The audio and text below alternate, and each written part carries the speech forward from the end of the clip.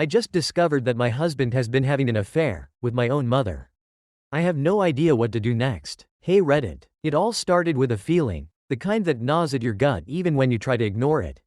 My husband, Daniel, had been acting strangely for weeks. He was always glued to his phone, stepping away for hushed conversations, and coming home late with flimsy excuses. I wanted to believe him. I wanted to trust that I wasn't just being paranoid. But then, things took a turn I never could have imagined. Last night, after he fell asleep, I gave in to my suspicions and checked his phone. I didn't want to invade his privacy, but something in me screamed that I needed to know the truth. My hands were shaking as I unlocked it using his birthday, something he never thought to change. At first, there was nothing unusual. The usual messages from work, some texts from his friends, and then, a name I never expected to see. My mother. My heart pounded in my chest as I clicked on the thread. What I saw shattered every part of me. Explicit messages, photos, memories of secret rendezvous. They had been seeing each other behind my back for over a year. There were texts from when I was out grocery shopping, messages exchanged while I was asleep next to him, confessions of love that made me sick to my stomach. I felt my entire world tilt on its axis. This wasn't just betrayal. This was something far worse. My mother, the woman who raised me, the person who was supposed to love and protect me, had been sleeping with my husband.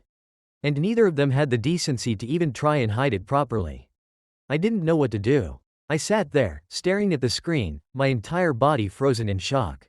My breath was shallow, my fingers cold. The walls of my own home, the place where I thought I was safe, suddenly felt like they were closing in on me. I wanted to scream, to cry, to wake him up and throw the phone in his face. But instead, I sat there in silence, letting the pain sink in. The weight of betrayal pressed down on me, suffocating me. I had spent 3 years with this man, married him, built a life with him. And all along, he had been sleeping with my mother. Morning came, and I still hadn't slept. Daniel woke up, stretching as if it were just another day. I watched him, bile rising in my throat. How could he lie so easily? How could he kiss me, touch me, tell me he loved me while sneaking around with the woman who gave birth to me? I couldn't stay silent anymore. I sat up in bed and said his name. He looked at me, still groggy, completely unaware that his entire world was about to change. I know. His face shifted immediately. Confusion at first, then realization, and finally, panic. Know what? He asked, trying to play dumb. I threw his phone at him. Check your messages with my mother. The color drained from his face. He scrambled to unlock his phone, as if he could somehow erase the evidence, but it was too late. I saw everything. He stammered, I can explain. I let out a bitter laugh. Explain? Explain how you've been screwing my mother for a year. Explain how you've been sneaking around behind my back with the one person I should be able to trust more than anyone. He had no words. He just sat there, mouth opening and closing like a fish out of water. His silence told me everything. I didn't wait for more excuses. I grabbed my bag, my keys, and left the house. I couldn't be there. I couldn't breathe in the same space as him without wanting to tear my own skin off. I drove to my best friend's house, my hands gripping the steering wheel so tightly my knuckles turned white. The second she opened the door, I broke down. Sobbing, shaking, my entire body consumed by pain. She held me, let me cry until there were no more tears left. Once I could speak, I told her everything. Every disgusting detail. She was furious, not just at Daniel, but at my mother. This is beyond betrayal, she said. This is evil. I knew she was right. But the worst part? I didn't know what to do next. I couldn't go home, not to him. And as much as it hurt, I couldn't turn to my mother either. She had destroyed me in a way I never thought possible. The two people who should have loved me the most had ripped my heart apart. Later that day, I finally worked up the nerve to call my mother.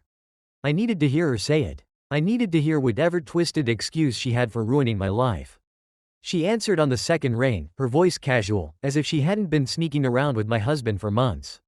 Sweetheart, what's wrong? I almost laughed. You know exactly what's wrong. A pause. Then, a sigh. I assume you found out. That's all you have to say? My voice was shaking, a mix of fury and devastation. She exhaled slowly. It just happened, honey. We didn't mean to hurt you. I gripped the phone so hard my fingers ached. Didn't mean to hurt me? You've been screwing my husband for a year. I fell in love, sweetheart, she said softly, as if that made it any better. It's complicated. No, I snapped. It's disgusting. She tried to justify it. She told me she was lonely, that she and my father had grown distant. That Daniel had been there for her, that she never expected it to happen. But none of it mattered.